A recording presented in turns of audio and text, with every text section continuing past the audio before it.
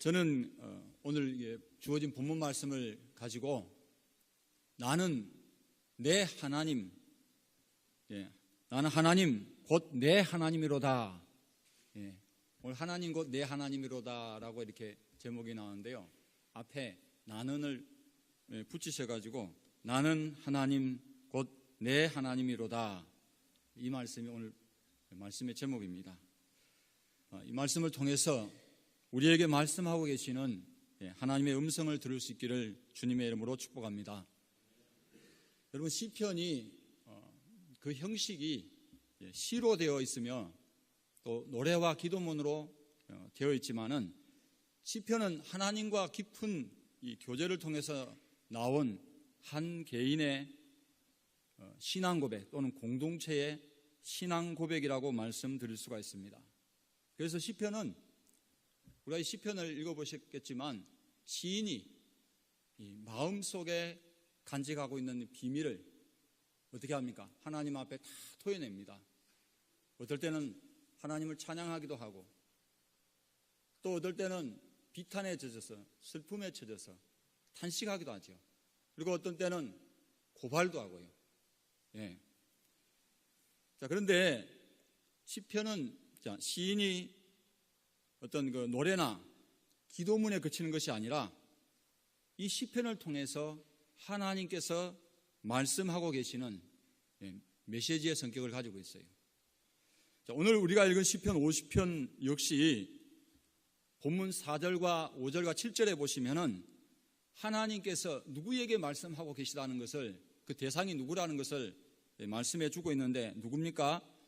자기 백성, 곧 성도들이라고 말씀하고 있습니다. 자, 그렇다면 하나님께서는 이 시편을 통해서 시인과 그의 공동체 곧 이스라엘에게와 오늘 현대를 살아가고 있는 우리 그리스도인들에게 무엇을 말씀하고 계시는가? 우리가 이것을 붙잡아야 됩니다. 1절부터 3절을 보시기 바랍니다.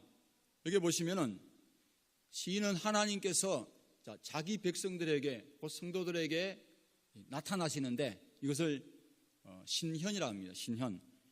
나타나셨다고 말씀하고 있는데 하나님을 어떻게 묘사하고 있어요? 1절은 보면 온 세상을 창조하신 분으로 이렇게 말씀하고 있고요. 자, 2절은 하나님께서 나타나시는데 눈부시게 나타나는데 어디에서 나타나십니까? 시온. 이것은 상징적으로 예루살렘을 뜻합니다. 자, 3절은 하나님께서 오시자 그 앞에는 뭐예요? 삼키는 불이 있고 사방에는 어떻게 합니까? 강풍이 분다 그랬어요. 자, 이것은 시인이 이걸 무엇을 묘사하려고 하냐면 불은 어때요? 불은 모든 것을 태워버리잖아요. 광풍은요, 그냥 강풍이 아니잖아요. 굉장히 센 바람입니다. 근데 강풍이 부니까 모든 것을 어떻게 해버려요? 다 날려버리는 거예요. 여러분 생각해 보세요. 불은 태워버리고 강풍은 다 날려버려요. 자, 이런 하나님께서 행차하시는 이 모습을 통해서 시인이 무엇을 말씀하려고 하고 있는 거예요?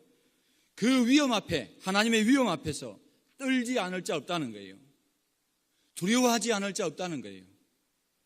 시인은 하나님께서 이런 모습으로 나타나시면 뭔가 범상치 않은 일이 생길 거라는 것을 우리에게 말씀해 주고 있어요. 아니나 다를까 4절을 보시면은 하나님이 자기 백성을 뭐 하시려고요? 판결하시려고 위 하늘과 아래 땅에 선포하여 5절에 이르시되 나의 성도들을 내 앞에 모으라 이렇게 말씀하고 있습니다. 이것은 단순히 야 얘들아 모여라, 얘들아 모여 이게 아니에요. 소환하고 계시는 거예요. 소환하고. 자, 그렇다면 우리는 왜 하나님께서 자기 백성을, 그것도 성도들을 판결 또는 다른 번역에 보면 판단 하시려는지 궁금하지 않을 수가 없어요. 더구나 전체 내용을 보시면요 8절부터 15절까지는 의인들에게 하고 계셔요. 말씀을요. 그리고 16절부터 22절까지는 악인들에게 말씀을 하고 있는 것으로 봐서 이 판결 또는 이 판단은 자기 백성들 곧 성도들 중에서 의인과 악인을 판단하고 계시다는 것을 알 수가 있어요. 그뿐만 아니라 이 판단은 단지 옳고 그름을 판단하는 것에 그치는 것이 아니고요, 22절을 보시면은 심판에 이른다는 것을 알 수 있으며 6절을 보시면 하나님께서 뭐가 되신다? 심판장이 되신 거예요. 오늘날 용어로 말하면 재판관 중에서도 재판장이 되신다는 거예요. 그렇다면 하나님께서는 왜 성도들을 판결하려고 하십니까? 그것을 알 수 있게 해주는 힌트 또는 단서라고 할 수 있는 말씀이 5절에 기록되어 있어요. 5절 말씀에 뭐라고 말씀하고 있어요? 5절 보시면은 이르시되 나의 성도들을 내 앞에 모으라. 그들은 뭐로 언약한 자다? 제사로 나와 언약한 이들이니라 하였도다. 아멘. 세번역 성경은 희생 제물로 나와 언약을 세운 사람들을 나에게 불러 모아라 라고 번역하고 있어요. 이쯤 되면 지각이 있으신 분이라면 눈치를 좀 챘을 거예요. 그렇죠? 제사 문제이든지 아니면 하나님과 제사로 맺은 이 언약 관계가 잘못되었다는 것을 알아차릴 수가 있습니다. 우리가 시편 50편을 오늘 1절부터 7절까지 읽으셨지만 23절 끝까지 다 읽어보시면 하나님께서 성도들 중에서 의인과 악인을 판단하는 근거가 악인들에게 책망과 그에 따르는 심판을 내리는 근거가 제사 때문이 아니라 하나님과 성도들이 희생 제물로 세운 이 언약 때문이라는 것을 알 수가 있습니다. 왜냐하면 8절부터 15절까지를 살펴보시면 하나님께서 의인들에게 무엇이라고 말씀을 하세요? 그들이 하나님께 제사 드리는 것, 특히 바친 희생 제물 때문에 그들을 책망하지 않겠다고 하세요. 너희는 한 번도 그러지 않고 나에게 늘 번제를 바쳤다, 그렇게 말씀하고 있습니다. 그리고 14절에 보시면 시인은 의인들이 감사로 하나님께 제사를 드리며 지존하신 이에게 내 성은을 갚으며 라고 노래하고 있어요. 이 말씀이 본문 끝절 23절에 다시 한 번 더 반복되어 강조가 되고 있어요. 여기 23절에 보시면은 감사로 제사를 드리는 자가 나를 영화롭게 하나니 그의 행위를 옳게 하는 자에게 내가 하나님의 구원을 보이리라. 아멘. 우리가 여기서 시편 기자의 말씀을 통해서 확실하게 알 수 있는 것은 제사를 드리되, 오늘날로 하면 예배죠. 예배를 드리되 감사로 하나님께 드려야 한다는 거예요. 그리고 감사로 하나님께 예배 드리는 것과 하나님께서 희생 제물로 세운 이 언약이 서로 분리가 되는 것이 아니라 관계가 있다는 거예요. 뗄래야 뗄 수 없다는 거예요. 어떻게 그것을 확신할 수가 있습니까? 본문 8절과 우리가 8절 또 9절부터 13절을 이렇게 한번 보세요. 보시면 8절에서는 이렇게 이야기하는데 9절부터 13절은 전혀 다르게 이야기하고 있어요. 무슨 말씀입니까? 8절을 보시면 하나님께서는 희생제사 곧 번제를 받으신 분으로 말씀하고 있어요. 그런데 반면에 9절부터 13절 보시면은 하나님께서는 그 제물을 받는다 받지 않는다? 받지 않는 분으로 말씀하고 있습니다. 그렇다면 하나님께서는 인간들처럼 변덕이 많으셔서 그렇습니까? 그것이 아닙니다. 12절과 13절을 보시는 바와 같이 하나님께서는 이 이스라엘의 주변 나라에 대해서 그들이 드리는, 그러니까 우상 숭배하는 이방 사람들이 드리는 그 희생 제사에 대해서 하나님이 꼬집어서 어떻게 보면 이 시인이 비꼬아서 노래하고 있는 거죠. 왜냐하면요, 이방 사람들은 자기들이 믿는 신들이 인간처럼 먹어야 배부르고 인간처럼 태어나기도 죽기도 하고 그렇게 생각했다는 거예요. 그래서 인간이 신들을 제물로 달랠 수 있다고 믿었으며, 신들은 인간의 희생 제사를 필요로 하며 인간이 제물을 가져다 바치지 않으면 신의 노염을 산다고 믿었습니다. 그래서 고대 근동의 기록에 하면 인간이 바친 희생 제물에 이 신들이 굶주린 파리떼까지 몰려들었다 그래요. 그러나 우리가 믿는 하나님은 그러한 헛된 가짜 신들과는 구별되시는 분이시라는 거예요. 그렇다면 왜 하나님께서는 의인들에게 이와 같이 말씀하고 계십니까? 하나님께서는 무엇이 부족해서, 무엇이 필요해서 인간의 제사를 요구하는 것이 아니라는 거예요. 희생제사, 제사는, 예배는 거룩하신 하나님과의 만남을 갖기 위한 방편이라는 거예요. 우리가 하나님께 나아가는 방편이 뭐다? 예배라는 거예요. 예배. 보다 본질적인 것은 뭐냐? 그래서 만난 하나님, 그 만난 하나님과의 맺은 언약을 깨뜨리지 않고 지키고 사는 것이에요. 말씀대로 행하는 것이에요. 그러한 실제적인 이 사례가 우리는 16절부터 22절에 악인들에게 하신 말씀을 통해서 알 수가 있습니다. 여러분은 시편에서 그 마음에 하나님이 없다고 하는 자는 뭐 하는 자라고요? 어리석은 자. 그 시편에 보면 그런 사람을 뭐라고 표현하고 있냐면 악인이라고 그러잖아요. 그렇죠? 그렇게 알고 있습니다. 그런데 하나님은 4절과 5절을 보시는 것처럼 하나님의 백성들이요, 그 성도들에게 예배를 드리는 자들 중에는 의인과 악인이 있어서 그것을 지금 판단하고 계시다는 거예요. 더구나 그들은 본문 16절을 보세요. 자, 16절에 보시면 뭐라고 되어 있습니까? 악인에게는 하나님이 이르시되 내가 어찌하여, 그러면 내가 어찌하여 내 율례를 전파하며 내 언약을 내 입에 두느냐라고 말씀을 하고 계십니다. 자, 이로 보아서 이들은 하나님의 율례의 말씀을 전파하며 그 교훈을 가르치는 이 당시의 지도자들이라는 것을 알 수가 있습니다. 그들은 18절부터 20절을 보시면, 자, 도둑을 본즉 도둑과 연합하였고 간음하는 자들과 친구가 되었고 해로 거짓을 꾸며대며 말하고 동기의 허물을 들추어내고 비방했어요. 놀랍지 않습니까?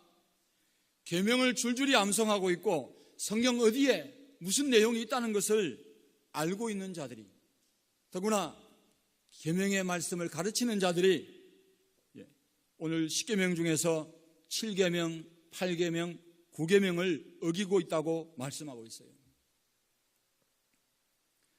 하나님께서는 이들의 이와 같은 행위를 두고서 지금 판단하고 계시는 거예요. 네가 교훈을 미워하고 내 교훈을 역겨워하고 나의 말을 한 귀로 듣고 한 귀로 흘려버렸다는 거예요. 자, 더욱 심각한 것은 뭐냐? 자, 그들이 악행을 범했음에도 불구하고 그 악행에 대해서 하나님께서 잠시 동안 침묵하고 계시니까 이 악인들이 어떻게 생각해요? 틀림없이 하나님도 자신들과 같은 분이라고 잘못 생각했다는 것입니다. 이게 무슨 큰 죄냐 할 수 있겠죠. 그러나 여러분, 이것은 앞서 말씀드렸듯이 우상 숭배하는 자들이 자기들의 그 가짜 신들에 대해서 가지고 있었던 희생 제사에 대한 생각, 즉 신들도 인간들과 똑같다는 생각과 다를 것이 하나도 없다는 거예요. 얼마나 큰 죄입니까? 이것은 하나님의 이름을 망령되이 일컫지 말라는 이 제3계명을 어기고 있는 거예요. 10계명 중에. 자기들도 이걸 몰라요. 오늘 저와 여러분 어떻습니까? 자, 하나님께 드리는 예배 얼마나 귀합니까? 그렇죠? 오늘 우리 예배 드리러 나왔어요. 그렇죠? 예. 어떻게 보면 이거는 의식적으로 우리가 드리는 거잖아요. 예배는 반드시 드려야 됩니다. 그러나 언약 백성답게 살라고 주신 이 성경 말씀을 지키는 것을 분리해서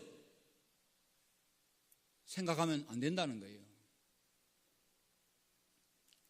여러분 10계명을 분석해 보면 제1계명부터 4계명까지는 뭐예요? 우리가 하나님과의 관계에서 지켜야 할 계명이죠. 그리고 5계명부터는 뭐예요? 10계명까지는 내 이웃에 대해서 내가 지켜야 할 계명으로 되어 있습니다. 그런데 우리는 자, 하나님과의 관계에서는 어떻습니까? 그 계명을 굉장히 무겁게 여겨요. 두려워해요. 그런데 이웃에 대해서, 내 이웃에 대해서 어떻습니까? 상대적으로 굉장히 소홀하게, 가볍게 다룹니다. 자, 하나님께서는 우리가 살펴봤지만은 시편 50편에서 악인들이 지은 죄에 대해서 말씀하실 때에 그들이 자기 백성, 성도들이지만 악인들이라고 하나님이 판단하실 때에 그 근거를 제7계명부터 9계명까지를 언급하고 있어요. 즉 이웃과의 관계에서 지켜야 할 계명을 범했기 때문이라고 말씀을 하고 계세요. 여러분 안타까운 것은 오늘 TV에 보면은 입에 담지도 못할 범죄를 창피해서 고개도 못 들고 다닐 정도로 범죄한 사람들 중에는 그리스도인들이 수두룩합니다. 저는 내가 어렵다고 말하는 게 아니에요. 저도 여기에서 자유롭지 못합니다. 전에 그 서울 구치소에 교도관이셨던 한 장로님이 이런 말씀을 하셨죠. 자, 교도소에 있는 사람들은 들킨 도둑놈들이고 안 들킨 도둑놈들이 더 많다고 합니다. 저도 안 들킨 도둑놈들이죠. 여기에 속합니다. 자, 여러분은 시장에서 저울을 속이는 행위, 불량식품을 마치 좋은 식품이랑 이렇게 가장해가지고 판매하는 행위, 또 뇌물을 주어서 부정척탁하는 행위, 또 정관예우 그 제도를 뭐 그런 제도도 아닙니다만 그걸 이용해가지고 범죄 사실이 있음에도 유죄를 무죄로 돌리는 행위, 높은 지위를 이용한 부정축제하는 행위, 또 외국인 요즘은 좀 뜸해졌습니다만은 그 체류 노동자들에 비해서 체류 노동자들에게 한국인들에게 비유해서 말입니다. 턱없이 낮은 임금과 열악한 근로 조건을 제공하는 행위, 또 부품비를 부풀려서 과도하게 수리비를 청구하는 행위, 하자 있는 매매 물건을 팔면서 마치 하자가 없는 양 속여 파는 행위, 밀린 임대료 때문에 엄동설안에 길바닥으로 내모는 행위, 이웃과 원수를 맺고도 먼저 사과하지 않는 행위, 입만 열었다 하면 욕하고 거짓을 말하는 행위, 요즘 문제가 되는 성추행, 성폭행, 간음하는 행위, 남을 헐뜯고 비방하는 행위, 남을 판단하고 정죄하는 행위, 신체의 장애를 가진 자에 대해서 해모스럽다고 대하는 행위, 사람의 목숨보다 재물을 더 우선적으로 생각하고 행동하는 행위, 사람의 소유에 가진 것에 따라 차별하는 행위. 자, 이 외에도 우리가 내 이웃에게 범하는 죄들은 헤아릴 수가 없이 많아요. 자, 그렇다면 여러분에게 한번 더 묻겠습니다. 이런 일들은 좋은 거예요, 나쁜 거예요? 좋은 겁니까? 나쁜 겁니다. 하나님을 믿지 않는 사람들도 이것은 우리 사회에서 나쁜 것이고, 그와 같이 나쁜 짓이 도를 넘게 되면 어떻게 됩니까? 우리 사회에서 받아들일 수 없다고 이렇게 서로 합의한 게 뭐예요? 그게 법이에요. 그걸 위반한 게 불법이잖아요. 그래서 거기에 대한 법적 책임을 묻고 있습니다. 그래서 우리는 이것을 범죄 행위라고 합니다. 물론 여기에 나열한 목록들 중에는 범죄 행위가 아닌 것도 있어요. 그렇죠? 남을 판단하고 정죄하는 게 범죄 행위라고 법에 써 있어요? 없잖아요. 신체의 장애를 가진 자를 보고 웃고 비웃고 떠들어댄다고, 아파트 값이 떨어지니까 그런 해모시설은 들어오지 못한다고, 그게 법에 써 있어요?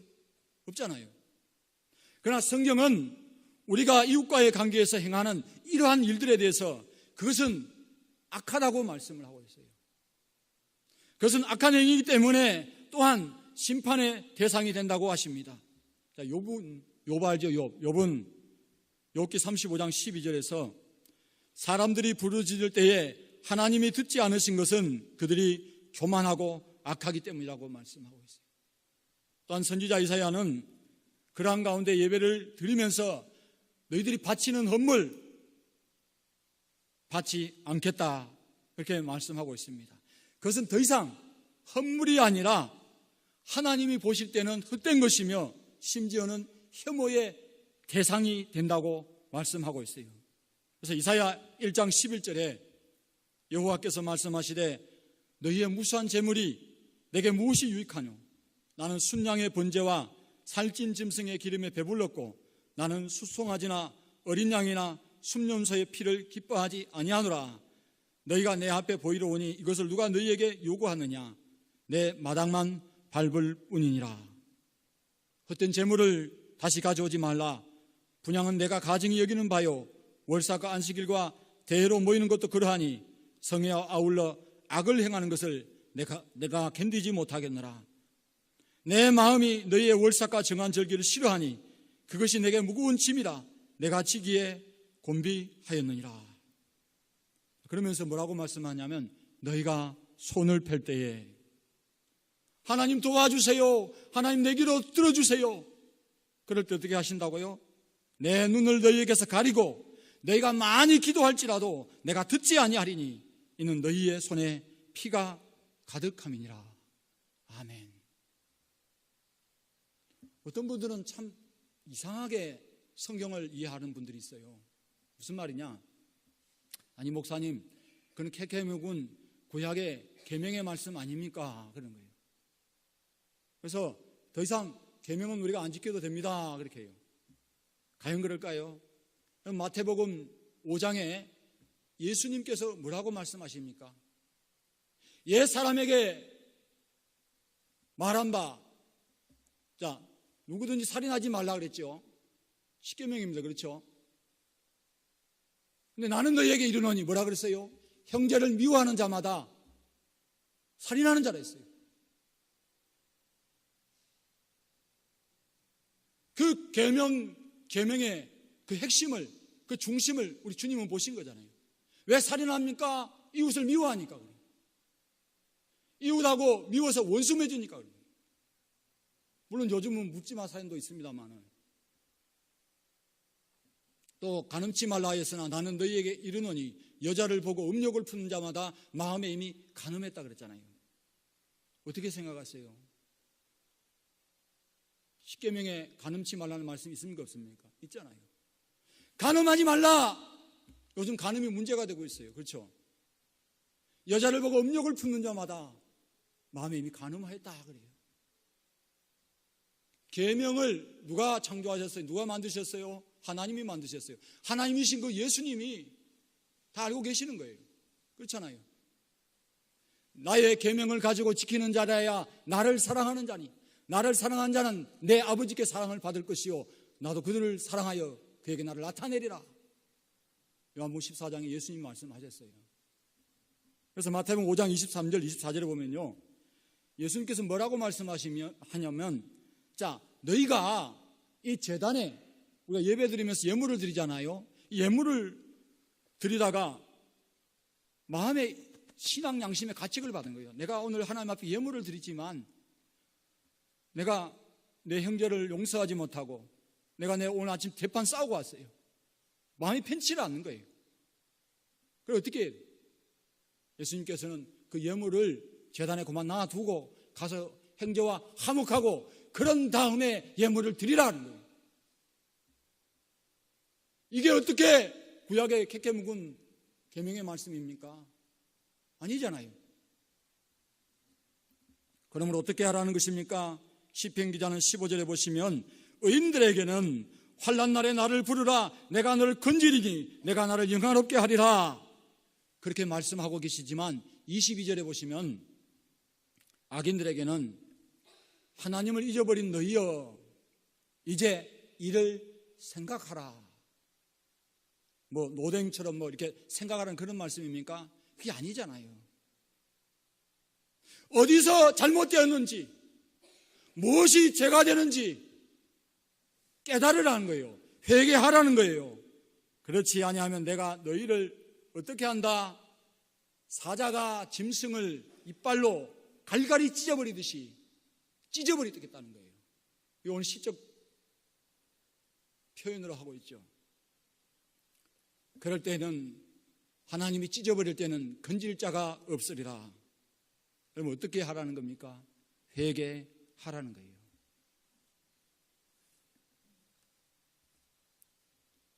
우리가 이 메시지를 듣고 예배드리는 성도들 가운데도 우리가 이웃과의 관계가 잘못되었든지 그러면서도 그것을 너무나 오랫동안 풀지 못하고 그냥 좋은 게 좋은 거고 하나님 다 아시겠지 이렇게 하고 넘어가 버려요. 그렇죠? 그런 성도들이 있다면 이 시편의 말씀을 들으라는 거예요. 하나님의 법도를 역겨워하고 하나님의 말씀을 한 귀로 듣고 한 귀로 흘려버린 너희는 회개하라는 거예요. 자, 그런 일은 인간 세상에 살면서 어쩔 수 없는 일이다. 실수다. 처세술이다. 여러분, 이 세상에서도 그것은 범법행위라고 하는데 하물며 거룩하신 하나님과 예배로 언약한 이들이 행하는 것이 악한 행위라는 거예요. 그것은 하나님께 예배를 드리는 행위가 아니라는 거예요. 만약 자신의 악한 행위를 내 이웃과의 관계에서 악을 행하면서도 회개하지 않고 그 자리를 예배로 때우려 한다면, 헌금을 바치는 행위로 대신하고자 한다면 그것은 하나님을 모독하는 행위라는 거예요.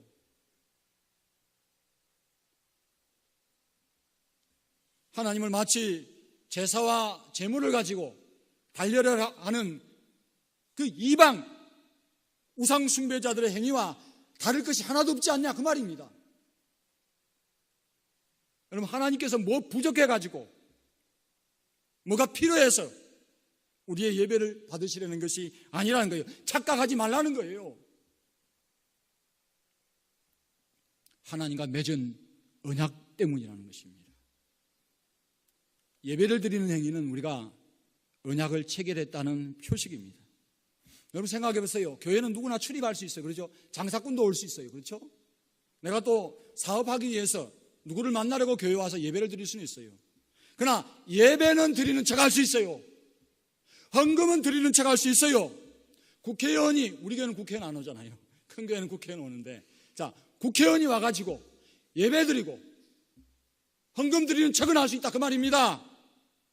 그러나 하나님의 말씀을 두려워하며 자기 목숨을 다하는 날까지 평생토록 지키며 사는 이가 누굽니까? 그게 성도예요. 그게요. 그게 하나님의 백성이에요. 그러므로 나는 곧 내 하나님이라시는 말씀은 나는 너와 제사로 언약한 하나님이라는 그런 말씀이에요. 내가 하나님의 언약 백성답게 살지 아니하면서 회개하기는커녕 예배와 헌금으로 그 자리를 메꾸려 한다면 하나님께서는 내가 드리는 예배와 헌물을 받지 않겠다고 하십니다.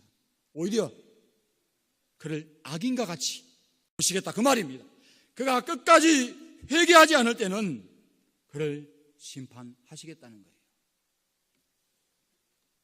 여러분, 끝입니까? 끝이 아니잖아요. 하나님이 우리에게 회개할 기회를 주고 계시잖아요. 보라, 지금은 은혜 받을 만한 때요. 보라, 지금은 구원의 날이로다. 우리가 목숨이 붙어 있어요. 우리가 더 감사한 것은 어때요? 예배를 드리고 있어요. 더 감사한 건 뭐예요? 하나님의 말씀을 듣고 있습니다.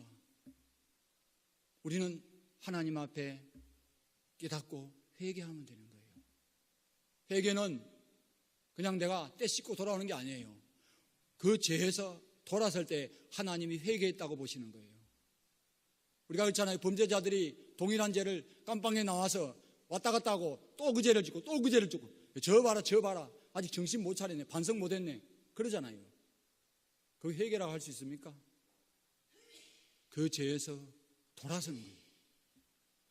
예수님이 가늠하다가 현장에 잡힌 여인에게 너는 몸이 약하니까 너는 너를 보호해 줄 사람이 없으니까 그래서 네가 몸을 파는 사람이지만 내가 그거 다 안다. 그래, 재범하지 마라. 또 재범하면 용서해 줄게. 그렇게 하셨어요. 예? 다시는 죄를 범하지 말라. 그렇게 해요. 다시는 죄에서 돌아서라는 거예요. 죄에서. 말씀을 마치겠습니다. 여러분, 감사로 제사를 드리는 자, 그 행위를 옳게 하는 자가 어떤 사람입니까? 그는 하나님께 영광 돌려드리는 삶을 산다 그랬어요. 그 사람이 바로 성도고 그 사람이 하나님의 백성이요. 어떤 사람이에요? 이 하나님의 언약의 말씀, 이 말씀을 두려워하고 평생토록 이 말씀에 떠나지 않고 이 말씀을 묵상하고 내가 이 말씀 가운데 범한 것이 없나 하고 말씀을 읽으면서 회개하고 그런 사람이 어떻습니까? 그런 사람이 바로 하나님께 감사로 제사 드리는 사람이에요. 그럼 우리가 예배와 헌물을 하나님 앞에 드립니다. 그렇죠? 예, 저도 이렇게 말씀을 드리지만은 저도 마찬가지예요. 저도 잘 못해요. 저도 여러분한테 이렇게 설교는 하지만 말씀을 전하지만 나도 가슴을 친다 그 말입니다. 이것이 뭐 보기 좋게 하는 말씀입니까? 아니에요. 잘 안 돼요. 이웃과의 관계에서, 형제 관계에서 잘 안 돼요. 그렇지만 회개할 그 마음을 누가 주세요? 성령님이 주시잖아요. 우리가 끝이 아니고 하나님의 말씀을 우리가 받은 자이기 때문에 하나님의 말씀대로 우리가 그 삶으로 가져가면 되는 거예요. 그 성령을 의지하면 되는 거예요. 그래서 이 시편 기자가 노래하는 것처럼 그 의인들의 무리에 우리가 다 들어야 안 되겠습니까? 저는 참 의롭다. 저는 참 감사로 예배를 드렸다. 저는 하나님께 영광 돌리는 삶을 산다. 저는 참으로 그 행위를 옳게 하고 산다. 하나님의 판결, 이 판결을 지인이 노래나 기도문의 형식으로 이렇게 이야기를 하고 있지만은 말씀하고 있지만은 우리가 마지막 때에 주님 앞에 갔을 때에 그 판단을 받게 될 거예요. 그 앞에 주님 앞에 설 때에 우리가 오늘 늘 하나님 앞에 또 때로는 드리는 예배 그 한순간 한순간 정말 하나님이 받으시는 예배 또 예물이 다 되시길 주님의 이름으로 축복합니다. 기도드립니다. 하나님,